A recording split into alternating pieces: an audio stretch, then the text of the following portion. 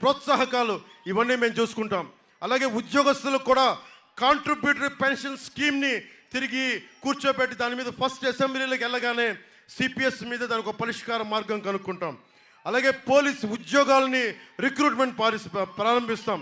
అలాగే DSC notification తీసుకొచ్చే బాధ్యత కూటమి ప్రభుత్వం తీసుకుంటుంది అని తెలియజేసుకుని అన్ని సమస్యలకి ఏదైనా సరే జగన్ మాటలు నమ్మొద్దు.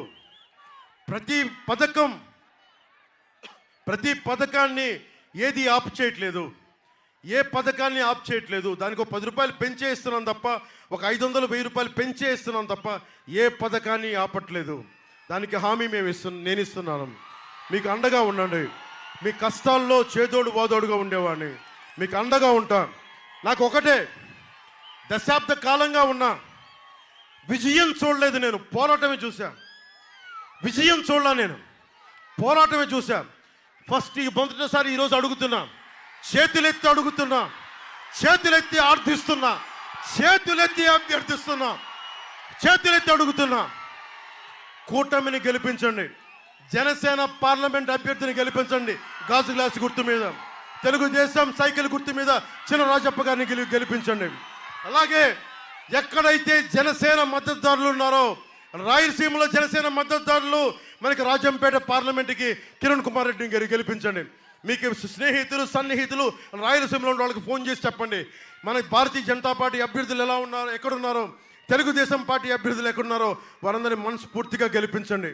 నేను అన్యాయం జరిగితే నేను ఉంటాను అక్కడ. ఉత్తరాంధ్ర కానీ, మొత్తం కోస్తాంధ్ర కానీ, విజయవాడ గుంటూరు జిల్లాలు కానీ ఎక్కడున్నా సరే 175 నియోజకవర్గాల్లో జనసేన పోటీ చేస్తుంది. 175 నియోజకవర్గాల్లో తెలుగుదేశం పోటీ చేస్తుంది. 175 నియోజకవర్గాల్లో మనకి భారతీయ జనతా పార్టీ పోటీ చేస్తుంది. నువ్వు చొక్కా తీసి డ్యాన్స్ చేస్తున్నావు, నీకు దమ్ము ఉంది, ధైర్యం ఉంది, రా, అలాగే బయటికి రా. కానీ నీకు ప్రాణాలు బాగుండాలి, నాకు మీరు బాగుండాలి. నాకు మార్పు చూడాలి, జనసేన విజయం చూడాలి, కూటమి విజయం చూడాలి, మార్పు తీసుకురావాలి. వైసీపీని అధో పాతాళానికి తొక్కేసే వరకు బాగుండాలి. జై టీడీపీ, జై జనసేన, జై బీజేపీ, జై హింద్.